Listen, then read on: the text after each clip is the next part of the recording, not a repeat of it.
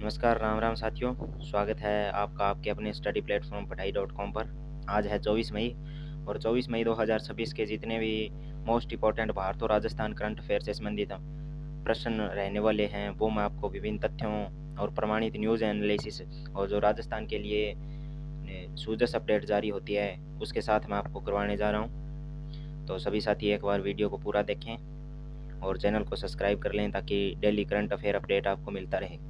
तो चलिए शुरू करते हैं आज की क्लास। आज की क्लास का पहला प्रश्न भारतीय करंट अफेयर से संबंधित है।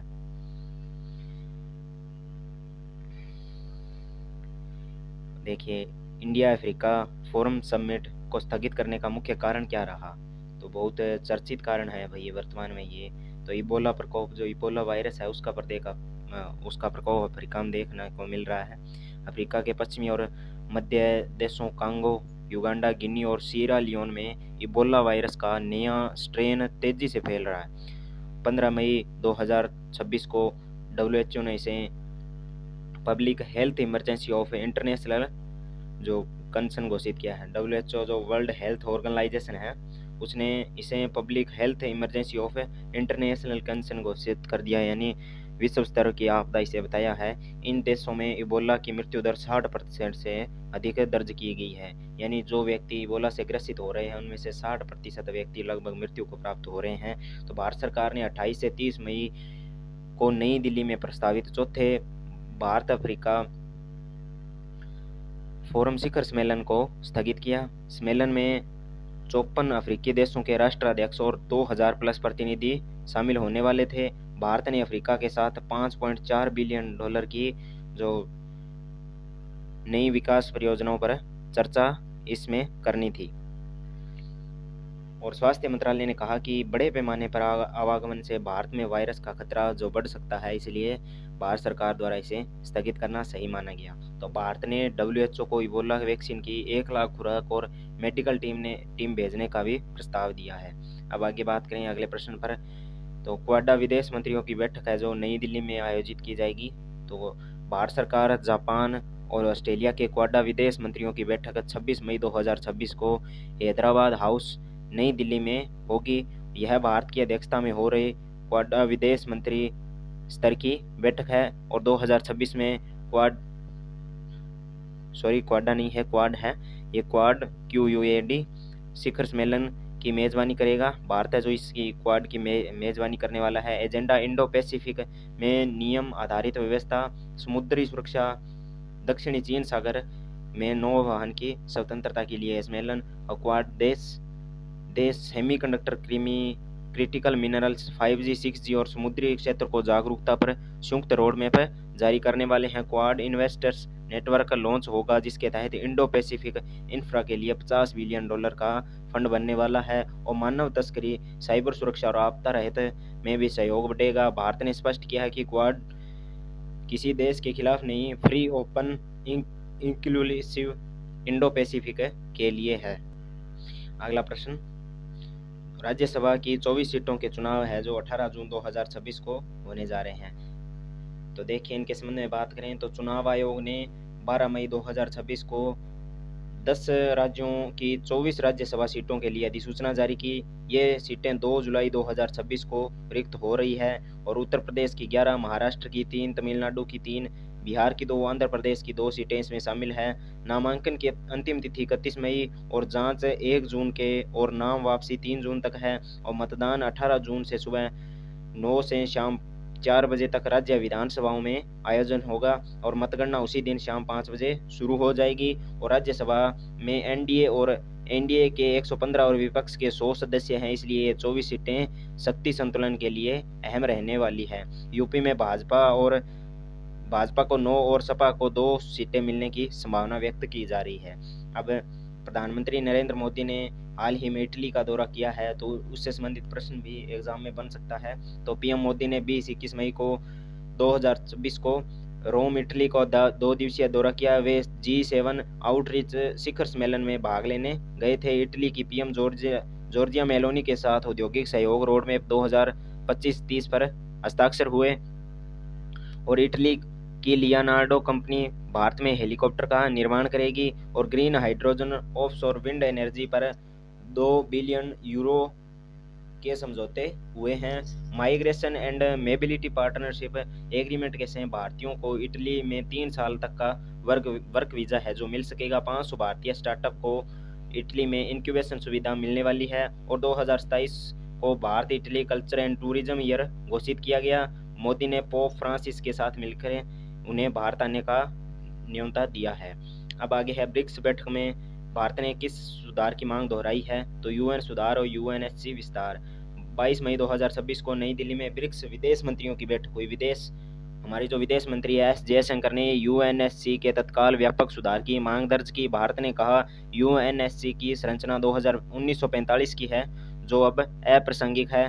G4 देशों में भारत, ब्राजील, जर्मनी, जापान और अफ्रीका 2 देश को स्थायी सदस्य बनाने की वकालत की है। अब ब्रिक्स के नए सदस्य मिस्र, इथोपिया, ईरान, सऊदी अरब, यूएई ने भी समर्थन किया। आतंकवाद, जलवायु, वित्त और WTO सुधार पर संयुक्त बयान जारी हुआ है और रूस, चीन ने सैद्धांतिक समर्थन दिया लेकिन वीटो विस्तार पर सहमति नहीं बन सकी। भारत ने कहा बिना सुधार के यूएन विश्वसनीयता पर सवाल उठते रहेंगे। अब फिजिकल डिसेबिलिटी क्रिकेट चैंपियनशिप 2026 में फाइनल में मुंबई और उत्तर प्रदेश के बीच मैच होने वाला है। दिव्यांग cricket control board of India ने 15 से 25 मई तक लखनऊ में चैंपियनशिप आयोजित की। BCCI ने टूर्नामेंट को मान्यता दी है और विजेता को 10 लाख रुपए मिलने वाले हैं। 12 राज्यों की टीमों ने भाग लिया। पहले सेमीफाइनल में मुंबई ने दिल्ली को 45 रन से हराया। मुंबई ने 178 का स्कोर किया। कप्तान कुणाल फणसे ने 62 रन और दूसरे सेमीफाइनल यूपी ने कर्नाटक को 6 विकेट से हराया। फाइनल 25 मई को इकाना स्टेडियम लखनऊ में डे नाइट मैच आयोजित होगा और DD स्पोर्ट्स पर सीधा प्रसारण इसका रहने वाला है। भारत और जापान ने क्वांटम टेक्नोलॉजी और स्वास्थ्य अनुसंधान पर समझौते किए हैं। 23 मई 2026 को टोक्यो में 2 MOU पर हस्ताक्षर हुए। पहला MOU क्वांटम कंप्यूटिंग, कम्युनिकेशन और सेंसिंग संयुक्त R&D और IIT दिल्ली और जापान की RIKEN संस्था मिलकर क्वांटम एल्गोरिदम बनाने वाली है। $100 मिलियन की संयुक्त फंड और 2027 तक 100 वैज्ञानिकों का आदान प्रदान होगा।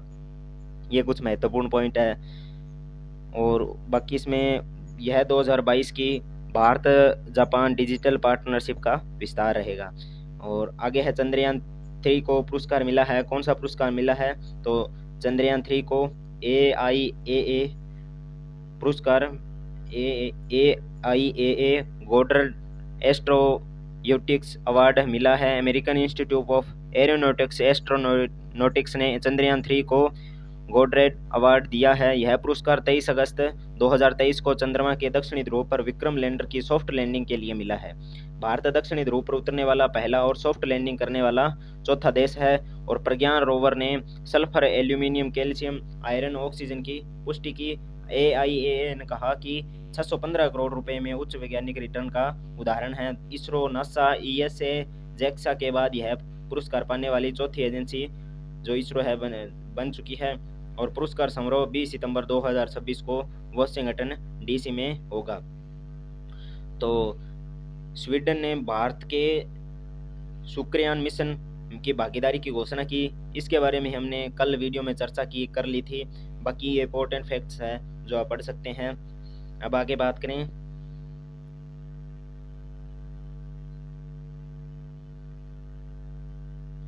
ये इसमें प्रौद्योगिकी पुरस्कार की बात करें तो इसमें 25 युवा वैज्ञानिकों को प्रौद्योगिकी पुरस्कार दिया जाने वाला है। अब आगे अन्य महत्वपूर्ण प्रश्न, भारत का पहला AI संचालित वायु गुणवत्ता निगरानी उपग्रह का नाम रहा प्रदूषण मित्र। नीति आयोग ने 2026-27 के लिए भारत की GDP वृद्धि दर की अनुमान 7.8% और हरियाणा राज्य में भारत की पहली हाइड्रोजन ट्रेन का ट्रायल शुरू हुआ। और 2026 की ज्ञानपीठ पुरस्कार के लिए मृदुला गर्ग का जो चयन हो चुका है। और भारत ने किस देश के साथ है जो ब्लू इकोनॉमी फ्रेमवर्क पर समझौता किया, तो ऑस्ट्रेलिया के साथ किया है। DRDO द्वारा विकसित नई पनडुब्बी रोधी मिसाइल का नाम है वरुणास्त्र 2। और भारत का पहला डिजिटल विलेज कोर्ट केरल में शुरू हुआ। और भारतीय PSU को महारत्न का दर्जा NTPC लिमिटेड द्वारा किस भारतीय पीएसयू को महारत्न का दर्जा मिला है? तो एनटीपीसी लिमिटेड को मिला है। केंद्रीय मंत्रिमंडल ने राष्ट्रीय साइबर सुरक्षा मिशन 2.0 के लिए 16,000 करोड़ रुपए की मंजूरी दी है। भारत के किस शहर में 2026 में वर्ल्ड बुक कैपिटल घोषित किया? तो कोझिकोड केरल को वर्ल्ड बुक कैपिटल घोषिट किया। यूपीआई लाइट की नई लेन देन सीमा आरबीआई ने 1,000 रुपये प्रति लेन देन बढ़ाई है। तो भारत का पहला ग्रीन स्टील प्लांट है टाटा स्टील जमशेदपुर द्वारा। और किस भारतीय महिला वैज्ञानिक को 2026 का L Aurel UNESCO for women in science पुरस्कार मिला? तो डॉक्टर रोहिणी गोडबोले को यह पुरस्कार प्राप्त हुआ है।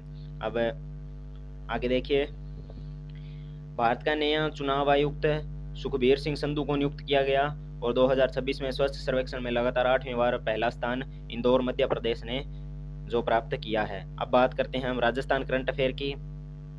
तो राजस्थान करंट अफेयर का पहला प्रश्न, 24 मई को Rajasthan Ayushman digital hospital mission के तहत घोषणा हुई है। तो सभी जिलों में डिजिटल अस्पताल है जो बनाए जाएंगे। सीएचसी है जो जिला सीएचसी, उसको डिजिटल किया जाना है। तो आयुष्मान भारत डिजिटल मिशन के तहत 41 जिलों को एक मॉडल डिजिटल अस्पताल से विकसित किया जाएगा। पहले चरण में जयपुर, जोधपुर, कोटा, उदयपुर, बीकानेर मेडिकल कॉलेजों को अपग्रेड किया जाना है। इन अस्पतालों में एआई आधारित diagnostic, tele ICU, robotic surgery और ब्लॉकचेन बेस्ड हेल्थ रिकॉर्ड की सुविधा रहने वाली है। और एसएमएस अस्पताल जयपुर में 22 मई से पायलट प्रोजेक्ट शुरू हुआ, और जहां ओपीडी से पर्ची से लेकर दवा तक पूरी तरह जो सारा सिस्टम है वो डिजिटल कर दिया है। प्रत्येक अस्पताल को 5 करोड़ रुपए का बजट, 50 मेगाबाइट पर सेकंड डेडिकेटेड इंटरनेट कनेक्टिविटी दी जाएगी। और ग्रामीण पीएचसी को इन अस्पतालों से टेलीमेडिसिन के जरिए जोड़ा जाना है, जिसमें विशेषज्ञ डॉक्टर की सुविधा गांव तक पहुंच सकेगी। स्वास्थ्य मंत्री ने कहा कि इसे एक भारत एक हेल्थ रिकॉर्ड लक्ष्य 2027 पूरा करना होगा। ये थीम हो सकती है, तो ये आपको याद रखनी होगी। आगे है जनगणना 2027 के लिए जनगणना कर्मियों की विशेष सुरक्षा। तो इस प्रश्न की चर्चा भी हमने कल अंतिम वन लाइनर में कर ली थी। अब इसका पूरा तथ्य जो पढ़ते हैं। 24 मई 2026 को कैबिनेट बैठक में 2027 के लिए जो जनगणना 2027 है उसके लिए विशेष पैकेज की मंजूरी मिली है। फील्ड कोर्स के दौरान अगर किसी जनगणना कर्मी की मृत्यु या 100% स्थायी अपंगता पर परिवार को 20 लाख रुपए मिलेंगे। 40% से 99% अपंगता पर 10 लाख और 40% से कम पर 5 लाख रुपए की सहायता दी जाएगी। यह राशि केंद्र सरकार की 15 लाख की अनुग्रह राशि के अतिरिक्त होगी। और राजस्थान में 1.2 लाख शिक्षक, पटवारी और आंगनबाड़ी जो कार्यकर्ता है वो इस जनगणना कार्य को करने वाले हैं। और सभी कर्मियों को न्यू इंडिया इंश्योरेंस से 5 लाख का दुर्घटना बीमा भी करवाया जाएगा। पहली बार जनगणना मोबाइल ऐप से होगी। और कर्मियों को 15,000 रुपए का टेबलेट भत्ता भी मिलने वाला है। अब आगे बात करें तो 24 मई 2026 को जयपुर में अंतर्राष्ट्रीय आयोजन हुआ किसका? इंटरनेशनल हेरिटेज टूरिज्म कॉन्क्लेव 2026 का। कहाँ आयोजन हुआ? अल्बर्ट हॉल जयपुर में 24-25 मई को 2 दिवसीय कॉन्क्लेव उद्घाटन मुख्यमंत्री भजनलाल जी शर्मा द्वारा। इसके संबंध में तथ्य पर बात करें तो थीम इसकी रही heritage for future sustainable tourism in digital age में एज है जो रखी गई। ये थीम है जो आपको जरूर याद रखनी होगी। 18 देशों के पर्यटन मंत्री यूनेस्को, आईकॉम्स और यूएनडब्ल्यूटीओ के प्रतिनिधि भी इसमें शामिल हुए। राजस्थान को वर्ल्ड हेरिटेज टूरिज्म हब बनाने के लिए 2000 करोड़ रुपए का एमओयू हुआ है। और कुंभलगढ़, चित्तौड़गढ़, जैसलमेर जिले के संरक्षण के लिए 300 करोड़ रुपए का पैकेज घोषित हुआ। पैलेस ऑन व्हील्स 2.0 को ग्रीन हाइड्रोजन से चलाने की घोषणा 2027 से शुरू होगी। रामेर महल में night tourism AR/VR walk launch किया गया। अब आगे है 24 मई 2026 को मंजूर हुई राजस्थान मिनरल पॉलिसी 2026 की जो विशेषताएं बात करें तो AI ड्रोन सर्वे अनिवार्य और रॉयल्टी में छूट। कैबिनेट मंत्री ने 24 मई को नई माइनर मिनरल पॉलिसी 2026 को मंजूरी दी। सैंडस्टोन, मार्बल, ग्रेनाइट, चाइना के क्रू के सभी खनन पट्टों में AI ड्रोन सर्वे अनिवार्य होगा। और अवैध खनन रोकने के लिए Rajasthan mining surveillance system launch जो सैटेलाइट से 24/7 निगरानी करने वाला है। 10 हेक्टेयर से कम के खनन पट्टाधारकों को रॉयल्टी में 50% छूट। खनन क्षेत्र में 1 लाख नए प्रत्यक्ष रोजगार सृजन का लक्ष्य रखा गया। और जैसलमेर में लिथियम और दुर्लभ मृदा तत्वों के एक्सप्लोरेशन के लिए GSI के साथ समझौता हुआ। खनन श्रमिकों के लिए सिलिकोसिस पेंशन 1500 से बढ़ाकर 3000 रुपये मासिक की गई है। जो सिलिकोसिस बीमारी हो जाती है, खान में काम करने वाले जो मजदूर हैं उनको फेफड़ों से संबंधित ये बीमारी हो जाती है, उनके लिए वो पेंशन योजना है। 24 मई 2026 को एथलेटिक्स चैंपियनशिप राजस्थान के लिए किसने स्वर्ण जीता? तो पूजा कुमारी चूरू से उन्होंने स्वर्ण पदक अपने नाम किया है। किसमें? एशिया एथलेटिक्स चैंपियनशिप में। दक्षिण कोरिया के गुमी शहर में इसका आयोजन हुआ और 26वीं एशियन एथलेटिक्स चैंपियनशिप में पूजा ने 300 मीटर स्टीपल चेंज में स्वर्ण पदक जीता। उन्होंने 9 मिनट 28 सेकंड और 45 हिस्से मिनट का समय निकालकर 12 साल पुराना एशियन रिकॉर्ड तोड़ दिया है। और पूजा चूरू जिले के सरदार शहर की रहने वाली है और राजस्थान पुलिस में कांस्टेबल पद पर कार्यरत है। उनके कोच हरियाणा के रमेश सिंह है। ट्रेनिंग जयपुर के एसएमएस स्टेडियम में करती है और मुख्यमंत्री ने तुरंत 1 करोड़ की पुरस्कार राशि, डीएसपी पद और 300 वर्ग गज का प्लाट देने की घोषणा की है। और वे पेरिस ओलंपिक 2024 में 11वें स्थान पर रही थी। इस जीत के लिए उन्होंने 2026 एशियन गेम्स और 2028 ओलंपिक के लिए भी क्वालिफाई कर लिया है इस जीत के साथ। अब अगले प्रश्न पर बात करें तो 24 मई 2026 को राजस्थान विधानसभा में पारित गिग वर्कर्स बिल की खास बात है। देश का पहला गिग वर्कर सुरक्षा कानून यह है। तो Rajasthan gig workers welfare bill 2026 ध्वनिमत से पारित हुआ। यह भारत का पहला राज्य स्तरीय कानून है जिसमें वर्कर्स को श्रमिक का दर्जा देता है। ओला, उबर, रैपिडो, जोमेटो और स्विगी अर्पण कंपनी के 8 लाख वर्कर्स को कवर करने वाला है। प्रत्येक ट्रांजैक्शन पर प्लेटफॉर्म कंपनियों से 2% सेस लेकर Rajasthan gig workers welfare board बनेगा। वर्कर्स को 5 लाख का दुर्घटना बीमा, 2 लाख का स्वास्थ्य बीमा और 3000 मासिक पेंशन मिलने वाली है। 14 दिन का स्वैवेतनिक जो अवकाश और मनमानी आईडी ब्लॉक करने पर अपील का अधिकार भी दिया गया है। नियम तोड़ने वाली कंपनी पर प्रति शिकायत 1 लाख रुपए का जुर्माना भी इसमें रखा गया।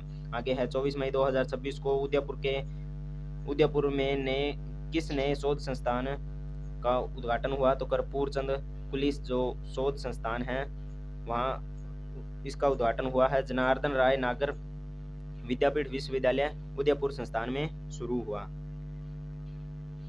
बाकी ये तथ्य इतना इम्पोर्टेंट नहीं है, आप पढ़ सकते हैं। राजस्थान सरकार ने भवन और अनुसंधान के लिए 10 करोड़ रुपए का अनुदान दिया। पुलिस पीठ स्थापित की गई जिसके तहत पहले अध्यक्ष वरिष्ठ पत्रकार राम बहादुर राय बने हैं। आगे है मुख्यमंत्री अनुप्रीति कोचिंग योजना 2.0 में 24 मई को बड़े बदलाव, सीटें दोगुनी और नए कोर्स भी शामिल किए गए। पहले संख्या अब 30,000 छात्रों को लाभ मिलेगा और पहले यह संख्या 15,000 थी। नीट, जेई, यूपीएससी, आरपीएससी और सीयूईटी, क्लैट, एनडीए भी जोड़े गए और वार्षिक पारिवारिक सीमा 8 से बढ़ाकर 10 लाख रुपए। SC, ST, OBC, MBC, EWS अल्पसंख्यक सभी वर्गों के छात्रों को लाभ मिल सकेगा। और कोचिंग फीस के अलावा 40,000 की वार्षिक छात्रवृत्ति मिलने वाली है और अनाथ बच्चों के लिए 33% आरक्षण है। जयपुर, कोटा, उदयपुर और अजमेर में 50 नए उत्कृष्टता केंद्र खुलने वाले हैं। और 24 मई 2026 को राजस्थान में सोलर सिटी जोधपुर को घोषित किया गया है।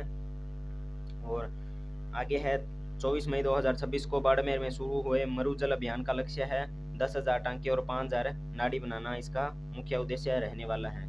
ये तथ्य है, आप विस्तार पूर्वक जो पढ़ सकते हैं आराम से। अब कुछ अन्य महत्वपूर्ण प्रश्न रह जाते हैं। तो राजस्थान का पहला ग्रीन डेटा सेंटर 24 मई 2026 को जयपुर के महिंद्रा सेज में शुरू होने वाला है। और 24 मई 2026 को राजस्थान पुलिस की नई शाखा cyber crime and digital intelligence unit का गठन हुआ। राजस्थान सरकार ने 24 मई को 500 रुपये प्रति क्विंटल पर बोनस बाजरे के लिए घोषित किया। और राजस्थान स्टार्टअप हब का नया सेंटर कोटा में खोला जाना है। रामसर साइट के लिए नामांकित किए गए हैं कोलायत झील बीकानेर को। और राजस्थान में ऊंटनी दूध प्रसंस्करण प्लांट का उद्घाटन बीकानेर में हुआ। राजस्थान उच्च न्यायालय के नए मुख्य न्यायाधीश के रूप में जस्टिस मनिंदर मोहन श्रीवास्तव ने शपथ ली। राजस्थान में इंदिरा गांधी स्मार्टफोन योजना के तहत स्मार्टफोन वितरण शुरू। और राजस्थान के जो अजमेर रेलवे स्टेशन को 500 करोड़ का पुनर्विकास पैकेज मिला। ये प्रश्न थोड़े पुराने शायद डाल रखे हैं तो एक बार इसको हम यहीं स्किप करते हैं। तो आज का न्यूज़ एनालिसिस करते हैं। अब बारी आती है सूझबूझ प्रश्नोत्तरी की। नीति आयोग द्वारा सराहे गए पढ़ाई विद एआई कार्यक्रम का संचालन टोंक से शुरू और राजस्थान सरकार द्वारा घोषित सेमीकंडक्टर मिशन 2.0 के लिए केंद्रीय बजट 2026-27 में 1,000 करोड़ रुपए का राशि का प्रावधान। और राजस्थान के किस जिले में महर्षि दयानंद सरस्वती और श्री विद्यासागर जी महाराज दोनों के पैनोरमों का निर्माण अजमेर में करवाया जा रहा है। तो हाल ही में विश्व स्वास्थ्य संगठन द्वारा राजस्थान के चिकित्सा एवं स्वास्थ्य विभाग को किस प्रतिष्ठित पुरस्कार से सम्मानित किया गया? तो world no tobacco day award 2026 के तहत। और पंचगौरव योजना में एक जिला एक उपज के तहत भरतपुर जिले की उपज है जो शहद है। अब न्यूज एनालिसिस, तो ये पढ़ाई विद एआई कार्यक्रम से संबंधित है। तो जयपुर में 20 मई को नीति आयोग ने अपनी नवीनतम रिपोर्ट दी है। तो शाला स्वास्थ्य परीक्षण अभियान और मुख्यमंत्री शिक्षित राजस्थान अभियान में एआई आधारित मूल्यांकन प्रणाली को गुड स्टेट प्रैक्टिसेस के रूप में शामिल किया गया। अब आगे है बजट 2026-27 में इंडिया सेमीकंडक्टर मिशन ISM 2.0 के शुभारंभ की घोषणा और 1,000 करोड़ रुपए का प्रावधान 2026-27 में किया गया है। और ये भजनलाल जी शर्मा ने पुरस्कार की जानकारी दी। तंबाकू नियंत्रण क्षेत्र के लिए किए गए उत्कृष्ट कार्यों के लिए विश्व स्वास्थ्य संगठन यानी WHO की वैश्विक रैंकिंग में राजस्थान को दक्षिण पूर्व एशिया क्षेत्रों में प्रथम स्थान प्राप्त हुआ। अब पुणे के कुड्डो नेशनल टूर्नामेंट में जोधपुर की अद्या माथुर ने 24 किलो भार वर्ग में स्वर्ण पदक अपने नाम किया है। तो पुणे में आयोजित चौथी जो कुड्डो नेशनल टूर्नामेंट में जोधपुर की खिलाड़ी अद्या माथुर ने 10 अंडर 10 आयु वर्ग में 24 किलोग्राम भार वर्ग में स्वर्ण पदक जीतकर राजस्थान का गौरव बढ़ाया है। तो ये थी आज की हमारी क्लास। तो आपने अगर क्लास को पूरा देख लिया है तो एक बार कमेंट करें कैसी लगी आपको आज की ये क्लास। तो कुछ प्रश्नों में जो टाइपिंग त्रुटि रह गई थी उसके लिए माफ़ी चाहेंगे। तो अगर आपने क्लास देख चुके हैं तो चैनल को सब्सक्राइब करना न भूलें। जय हिंद, जय भारत, जय राजस्थान।